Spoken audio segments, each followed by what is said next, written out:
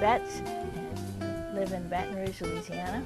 I'm happy to present a free art lesson today. I hope you enjoy it. And I really like all sorts of animals, especially woolly creatures, sort of like dogs.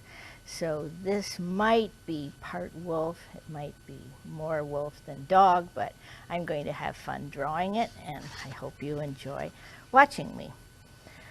I think it's so important for people to learn to draw.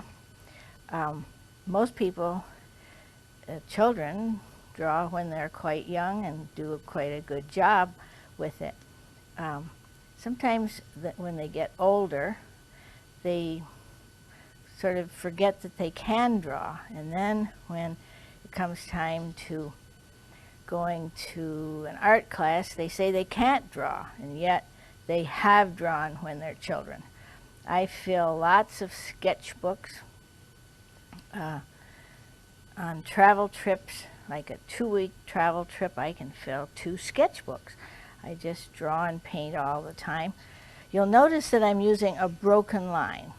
I learned about contour drawing in junior high, and with contour drawing you look at the subject, not at your paper. But I sort of do a combination of both now. Because I learned about contour drawing so early, like junior high, when I got into high school and then later in art school, when many were kind of struggling with contour drawing, it was comfortable for me. We are always learning, so no matter how many years we've been drawing or painting, it still is always a learning process. Both ears would be different.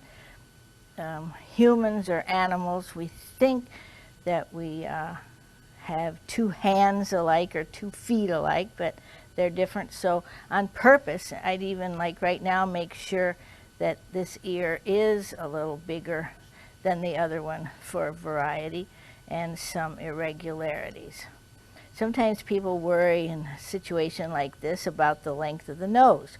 Well, dogs or wolves or foxes or any creature like that, they can have many different length noses. So I'm not worried about the nose. I think I'll put it about here, and if it's really not quite right, I would move it, but for now I think I'll leave it there. Then I like these lines under the eye. Now it's sort of starting to look like a raccoon. Well, that means I probably need the nose lower. And instead of erasing, sometimes I say I don't even use an eraser. I just lower the nose. And it's hard to draw animals with the mouth open. So I'm looking at a photograph that has the mouth is open, but I know that most animals, cats, dogs, and so on, have their structure somewhat like this, so I'm just going to not do the tongue. I like to work as loosely, and you'll notice I'm working both sides sort of at the same time. I don't finish one side and then go back to the other. I'd like to show a little bit of the neck.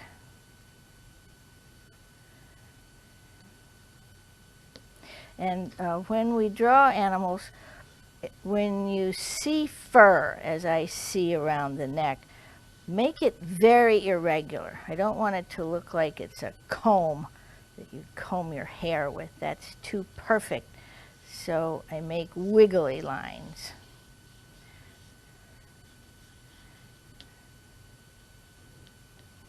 I like the thought to sing and dance a painting or a drawing. So it's almost like setting up a rhythm. I'm glad I moved the nose there. Now I like the light and dark around the eyes. I like this dark area at the top. In fact, I chose this animal for the art lesson today because of the contrast. There's white right in the face, white and dark, and those contrasts always make it more interesting. Probably there's a collar because this was a domestic pet.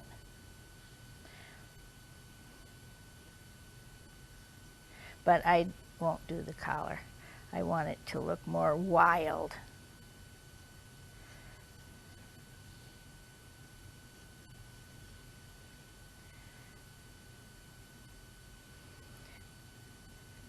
I think I'm just about ready to paint. Sometimes people wait.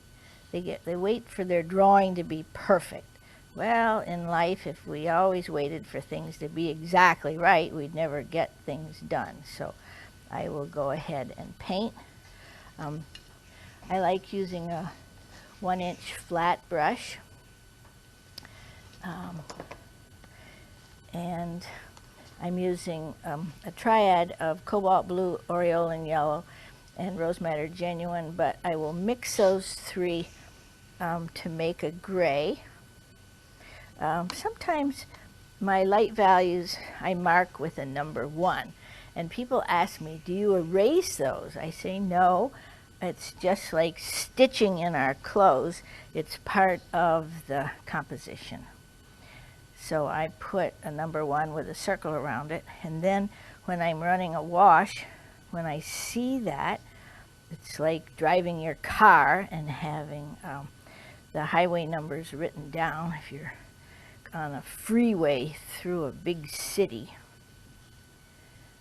So the numbers help me. And I think I'm ready to put some water on this. I like watercolor because I like to see the paint move. It dries quickly. It's non-toxic, and it's just been fun for me to work with watercolor for a long time. I have done oil painting, but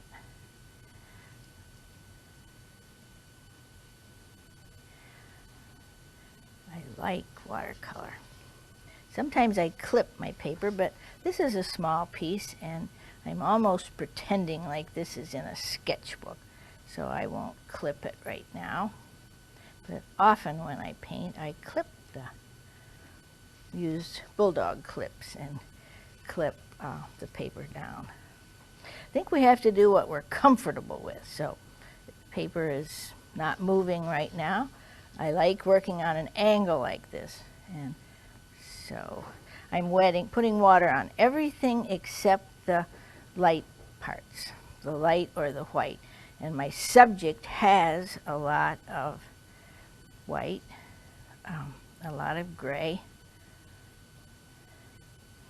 So in just a minute, you'll see me run the wash. And I like the flat brush. I studied with many painters in what was called the California School of Art, and we were taught to use a flat brush. So that's what I enjoy using a great deal.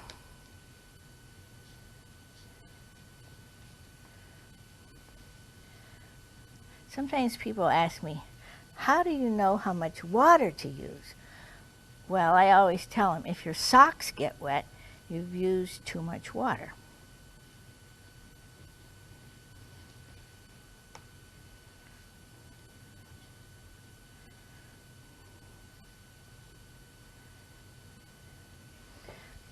If you're working in a very dry climate like Arizona or New Mexico, or if you're working where there's a lot of artificial heat, as in a house in the wintertime, then you might use a little more water than if you're working in a more damp environment. So living and working in Louisiana, I probably don't use as much water as some people do because of the humidity. Sometimes we say our paintings mildew before they dry.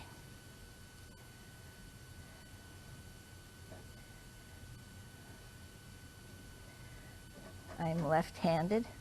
Only left-handed people are in their right minds.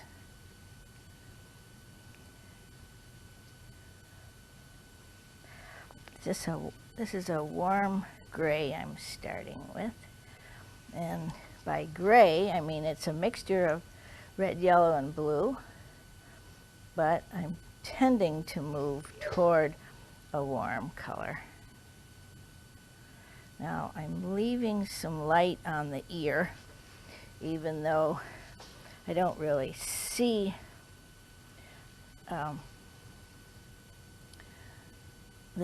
as much white there as other places, but when I teach workshops, I put up a sign that says, "Start light, save some white."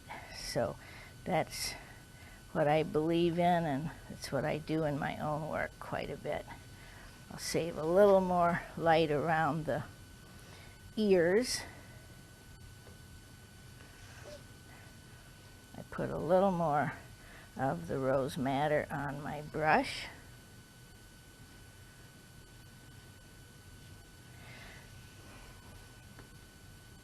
I'm going to use just a little bit more. And I'll pull color right in. It's hard for some people to put a wash on much of the painting. They want to work little parts, and it's so makes a painting pull together more when you get water going on the whole thing.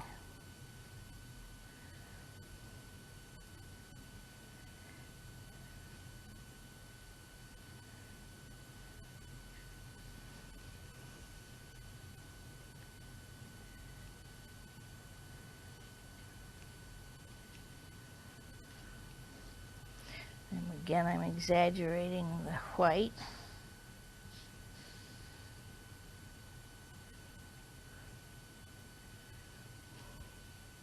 Notice that I try to use my whole shoulder as I paint, not just a little bit, but hold back on the brush and move your arm. This probably needs to dry just a little bit. I'm pushing the brush. I like to tell people to not just paint like you were painting a wall, but to push too. So I think I'll let this dry a minute. So I'll step back. I can tell that my page is dry. This is Arches 140-pound paper. Dries fairly quickly, and sometimes you have to force it with a blow dryer. If you're working outside, of course, the sun will dry it. But now I'll proceed with some darker midtones. I'm still using the 1-inch part of this brush. There's a number 7 round at the other end, and for some of the darker details, I'll use that. I'm trying to vary the grays that I mix. This is slightly purple, and I was always taught to go warm inside. So like in the ears, I'm adding a little bit more red to the gray, and whenever it puddles like that, I just use the corner of the brush and pick it up. Sometimes people dab it with their paper, whether it's paper towel or Kleenex, but I like to pick up with my brush. If we touch it with whatever kind of paper you're using, then you can control the water better. Now I'm mixing a little bit more toward an orange, red and yellow, into the gray puddle. Using the corner of the brush, I can actually get very small marks with this.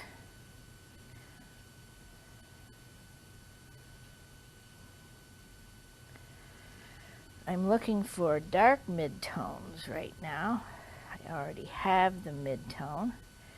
I have to remember that the dog is fuzzy, so I have a lot of soft edges. And in using photo references, we should think about using them to get ideas, not to copy the photograph. And so I'm just having a good time with my grays. I may have a little brighter color in a few minutes.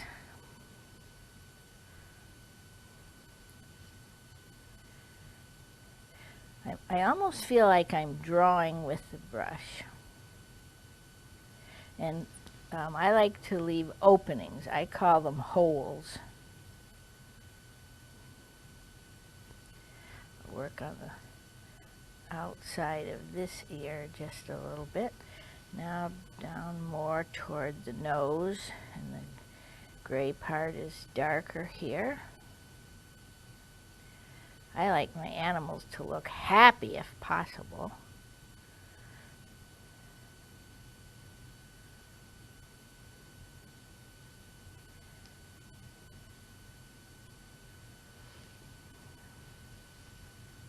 I'll soften this edge just a little. Now I notice I've used sort of the same warm gray.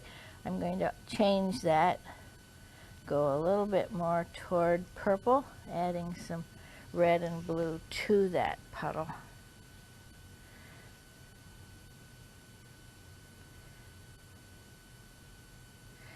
Sometimes when I work, I find that I don't need a lot of darks. The light and the mid-tone are very important to me. I'm going to soften that edge, soften this, push it, make the nose just a little bit darker, and I've gone a little bit warmer toward orange.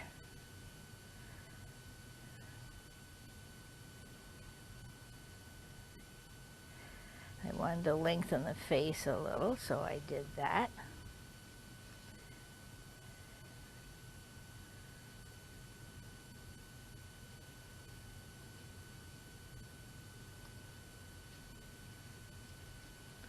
Soften it. Now I have to let it dry again, and then I will use the round brush with the point to do some of the dark accents. So let me get it dry and then we'll come back to it. Now I'm going to work some darker values. You'll notice that the edges have been taped down. Sometimes the paper buckles a little bit, sometimes it doesn't, and I don't really know why. If I don't use clips and it does that, sometimes I use tape. So the tape works just fine.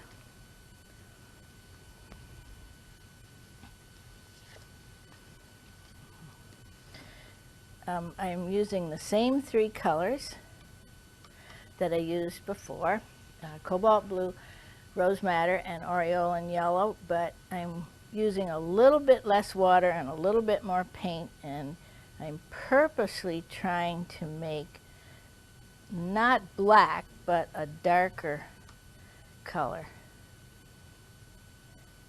That's a little too blue, so I just add more red to it, and if it's too purple, then I add yellow.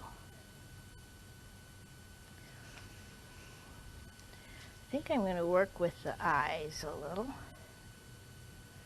And I have a big area here. I can sort of choose where I want to put an eye. I'm going to make it small. I can always go bigger. I'll go slightly bluer on the other eye. I've seen dogs with two colored eyes, so any kind of an animal, I guess, could have two colored eyes. Even humans, once in a while, they have eyes that are a different color. And I don't want the eyes to look alike. They should each be slightly different. That helps really start to give the personality of the animal. Now I'm going to go redder, a little bit toward orange, but I'm still thinking gray with the nose. Noses on animals of this sort are generally bigger than people might realize. And I'm leaving some of the brown, some of this area with the mid-tone showing through and some of the white showing through. I'll go slightly warmer as I come down just a little bit, and then the warm brown underneath, and I don't make a solid line, I make a dotted line. And I can make my animal have a slight smile by emphasizing that curve, just like a smiley face. Now, I'll do a little bit more in that area, but I want to work with the ears. I can invent my own color accents at this point. So this is rather orange. Now you won't think it's orange compared to something that's really bright, but compared to the grays, it's more orange.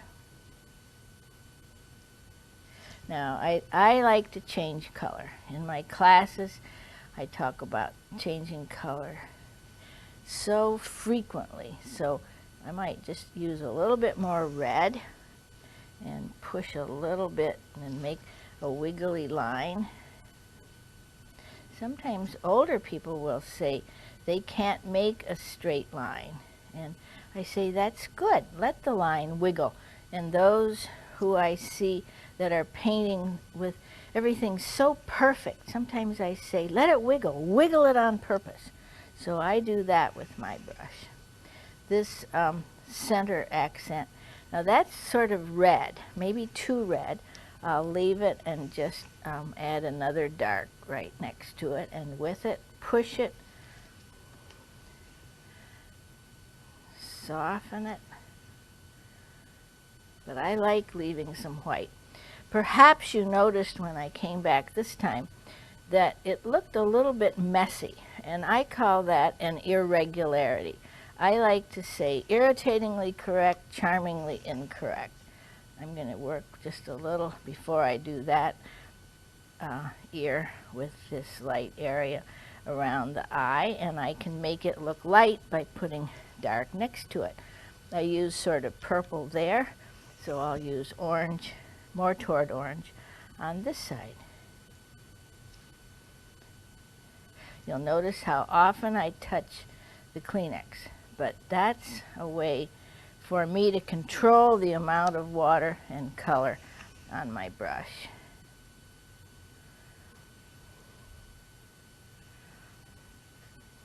Now I need to work on this ear. That one's orange. I'm going to go a little bit more red on this one. So I'm working into a purple puddle, but I put more red with it. And maybe a little bit more point on this ear. Sometimes I hold my hand to pivot. It's sort of the way oil painters use a stick, but I use my hand, and I don't know how I learned to do that, but I find that I often do that. Now I'm almost drawing with the dark value. I'll use a little accent over in here, and there's a darker part. Then I push my brush, push it. A little bit darker there, and then I better dry it again. Many times in working with watercolor, I find that people don't let their work dry. They're in such a hurry, and it really helps, because then you can build up several colors.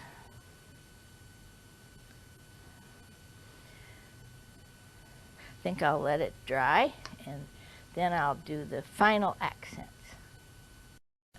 I like to feel the paper, And now I can tell it's dry, and sometimes it has a little bit of lumpiness to it as far as the paper is concerned. It doesn't bother me. It's characteristic of watercolor, so I just keep going. Now I'm making a darker value, and I'm going for a gray emphasis in the painting, but I still want some color. I'm going to use a little more purple, and so you can see that's darker in value. Sometimes I make a broken line. I'm going to go warmer inside the ear. So more red, more rose madder. Rose madder genuine is a wonderful clear color. Some people think you can't get it bright, but you can if you're painting flowers or something where you want something really rich in the red. You just use more paint and less water. Now if I want that ear a little wider, I just sort of outline on the outside. The other ear, I'm going to make an orange again, mixing red and yellow. And I purposely want each ear different, so I'm going to make this one a little fatter.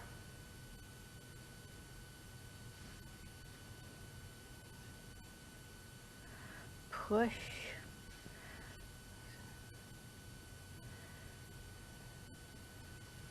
See, I like that irregular line right there.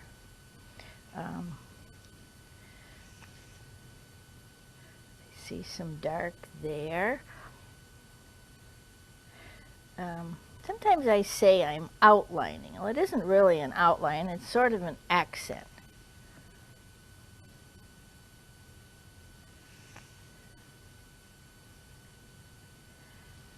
I doubt that there's any animal that has this much red. But as we paint, we're inventing, not just copying what we might see in an animal, but trying to make an interesting painting from value standpoint, color standpoint. Now if I want to thin that line, I can. Maybe I'll go a little darker down here. Now we know that an animal like this would have short hair in this area. I might make a few short marks and then blur them together.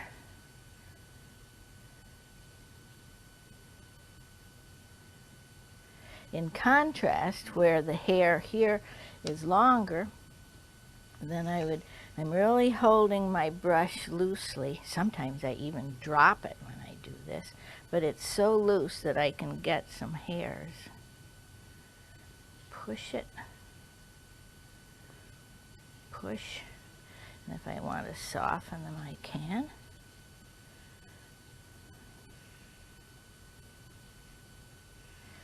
Then I want to put a little more warm on the right side of the nose.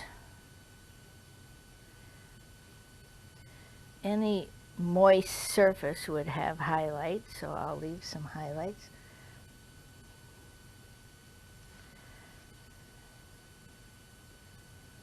I'm going to make the nose just a little bit bigger. I see lots of animal paintings where it seems to me that the nose might be too small. I'm going to make the eyes a little darker.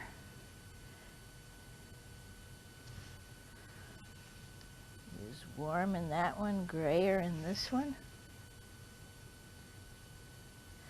Put just a little blue with it.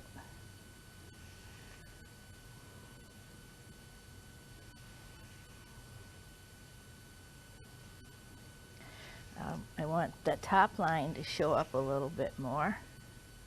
And I'm glad I have these light areas because that's a nice contrast to the darker parts.